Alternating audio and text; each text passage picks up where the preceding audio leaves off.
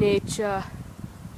So beautiful, so peaceful, so calm.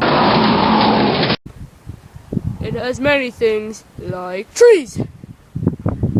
Trees are very important to us, They not only give us most of our wood products, but they also exchange CO2, which could potentially kill us, for oxygen.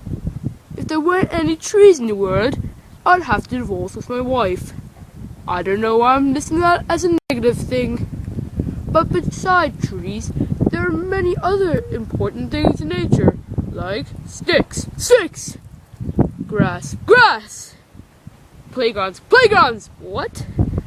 But most importantly in nature, there are animals. There are many animals, we'll start off with the more peaceful creatures. Great white sharks, alligators, and black widow spiders. Now, moving on to the larger animals, there are elephants, blue whales, giraffes, and, here's the good one, ants. Speaking of ants, they're far more civilized than we know. They are excellent at communicating. They can transport things amazingly, and they can build structures with their mere bodies.